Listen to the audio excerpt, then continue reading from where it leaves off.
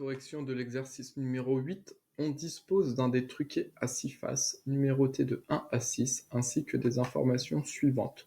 La face 2 a 2 fois plus de chances d'être obtenue que la face 1.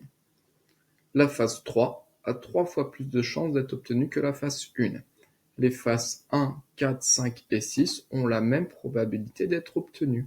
Complétez la loi de probabilité ci-dessous. Expliquez votre démarche. Donc face, il faut mettre les probabilités. Alors, qu'est-ce que l'on sait déjà? On sait déjà qu'une probabilité, ça doit toujours être entre 0 et 1. Si vous n'avez pas un nombre entre 0 et 1, ce n'est pas une probabilité. Donc là, j'écris pas que 1, 2 a 2 fois plus de chances, 2, 3 a 3 fois plus de chances, et 1, 4, 5 ont les mêmes probabilités, 1, 1, 1. Ça, ce ne sont pas des probabilités. Ce ne sont pas des nombres entre 0 et 1. Si 1 c'est entre 0 et 1, mais ça marche pas. 2, 3, ce ne sont pas des probabilités. Et qu'est-ce que l'on sait de plus? On sait que lorsqu'on additionne tout, ça doit donner 1. Donc on sait que la probabilité de tomber sur la face 1 plus la probabilité de tomber sur la face 2, plus la probabilité de tomber sur la face 3, plus la probabilité de tomber sur la face 4, plus la probabilité de tomber sur la face 5, plus la probabilité de tomber sur la face 6, ça doit être égal à 1. Ça, c'est ce que l'on sait. Alors,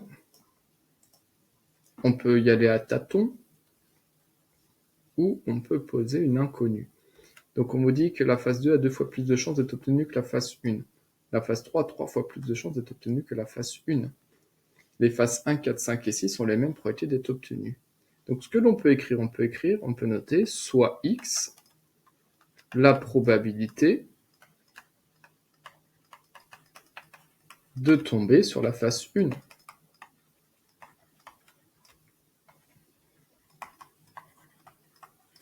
Voilà, notons soit x, la probabilité de tomber sur la phase 1. Donc la probabilité de tomber sur la phase 1, on dit que ça vaut x.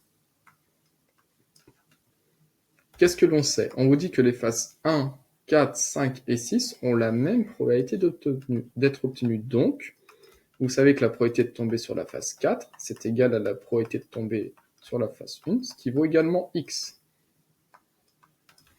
La probabilité de tomber sur la phase 5, c'est égal à la probabilité de tomber sur la phase 1, ce qui vaut x.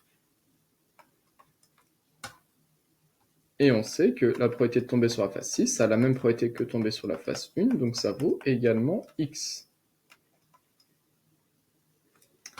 Et ensuite, on vous dit que la phase 2 a 2 fois plus de chances d'être obtenue que la phase 1. Donc la probabilité de tomber sur la phase 2, c'est donc 2 fois la probabilité de tomber sur la phase 1. Donc c'est égal à 2 fois x, ce qui donne 2x.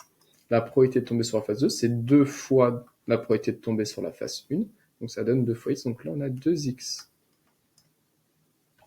Et on vous dit, la phase 3 a 3 fois plus de chances d'être obtenue que la phase 1. Donc la probabilité de tomber sur la phase 3, c'est donc 3 fois la probabilité de tomber sur la phase 1. Ce qui donne donc 3 fois x, ce qui donne 3x. Donc en fait, si on note x, la probabilité de tomber sur la phase 1, on a donc le tableau suivant, x, 2x, 3x, x, x, x. Et qu'est-ce que l'on sait? On sait qu'on a écrit ici que P de 1 plus P de 2 plus P de 3 plus P de 4 plus P de 5 plus P de 6 doit être égal à 1. Donc, ça signifie que la probabilité de tomber sur la phase 1, ça vaut x, plus la probabilité de tomber sur la phase 2, ça vaut 2x, plus la probabilité de tomber sur la phase 3, ça vaut 3x, plus la probabilité de tomber sur la phase 4, ça vaut x, plus la probabilité de tomber sur la phase 5, ça vaut x, plus la probabilité de tomber sur la phase 6, ça vaut x, ça doit donner 1. Alors, x plus 2x, ça fait 3x, 3x plus 3x, 6x, 7x, 8x, 9x, donc ça donne 9x est égal à 1, et 9x, c'est 9 fois x, donc on divise par 9 à gauche, on divise par 9 à droite, donc x est égal à 1 neuvième. Et voilà, on a trouvé la valeur de x. X, c'est une chance sur 9. Donc ici, on remplace x, on a trouvé que ça vaut 1 sur 9.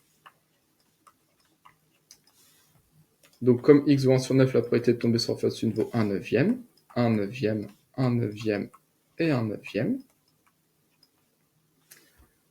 La probabilité de tomber sur la phase 2, donc ça donne 2 fois 1 neuvième, 2 fois 1 neuvième, 2, c'est pareil que 2 divisé par 1, donc 2 fois 1, 2, 1 fois 9, 9, donc ça donne la probabilité de tomber sur la phase 2, c'est donc 2 neuvièmes.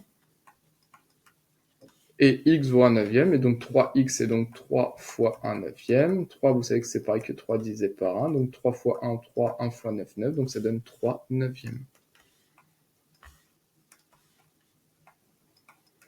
Et voilà, toutes les probabilités, ce sont bien des nombres entre 0 et 1, 1/9, 2/9, 3/9, 1/9, 1/9, 1/9. Quand on les additionne, ça fait 1 sur 9, plus 2 sur 9, plus 3 sur 9, plus 1 sur 9, plus 1 sur 9, plus 1 sur 9, ça fait 9 divisé par 9, ce qui vaut bien 1. Et on a la loi de probabilité ici. Et bon, ça, on aurait pu la simplifier. 3/9, on divise par 3, c'est pareil que 1/3.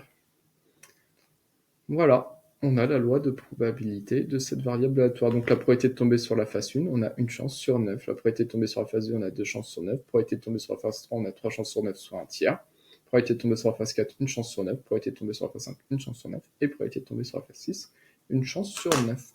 Et voilà pour la correction de cet exercice.